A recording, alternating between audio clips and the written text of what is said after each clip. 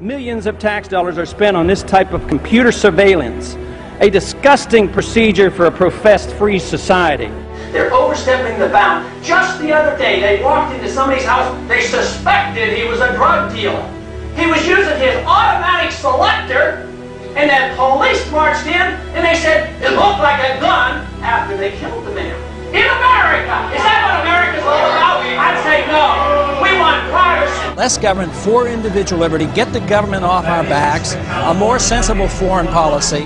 I'm very disappointed that so far in this Congress we have not yet seen any sincere effort to cut any spending. There's something wrong here that could and should be adjusted with decreased spending, not raising taxes, and not further robbing the Social Security Trust Fund. The more we threat, the more we intimidate, the more we want to bomb people, the more we're leading into another fiasco like Vietnam. We trade with Vietnam now. That's a much better way than trying to impose our will on Vietnam by going over there and dropping bombs. So I would say that this just points out again that we have a very, very poor foreign policy in the Middle East. I wish the Congress would address the unconstitutionality of presidents waging war.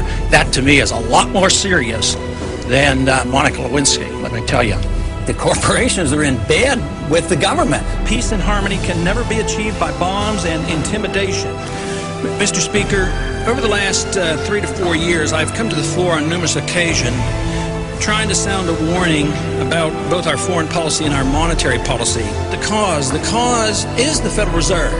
The cause is the problem is the Federal Reserve has been granted authority that is unconstitutional to go and counterfeit money.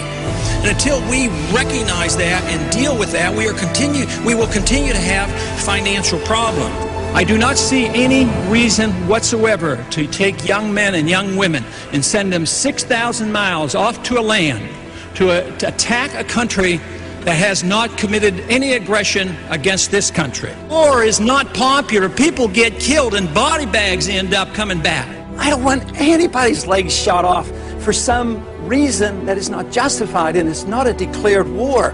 I think that should be the litmus test of everybody in this country and everybody over on the Hill, too.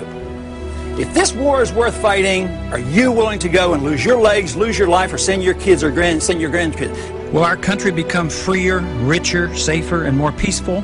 Or will we continue to suffer from lost civil liberties, a stagnant economy, terrorist threats, and an expanding war in the Middle East and Central Asia? Is it not possible that George Washington's admonition to avoid entangling alliances is sound advice even today? Both candidates supported the war in Iraq and the continuation of it. Both supported the Patriot Act and its controversial attack on personal privacy. The true patriot will repeal the Patriot Act, is what they will do. Both candidates supported increased spending in almost all categories. I'm the most conservative member here. I have voted, against more spending and wasting government than anybody else. Freedom, prosperity, and peace. Just come home. We just marched in. We can just come home. We have allowed our nation to be overtaxed and overregulated and overrun by bureaucrats. The founders would be ashamed of us for what we're putting up with. A system designed to protect individual liberty will have no punishments for any group and no privileges. Today, I think inner city folks and minorities are punished unfairly in the war on drugs. It is our job to check up and find what the Federal Reserve has done, audit them, and find out who their buddies are that they're taking care of. It's trillions of dollars we're spending on these wars. President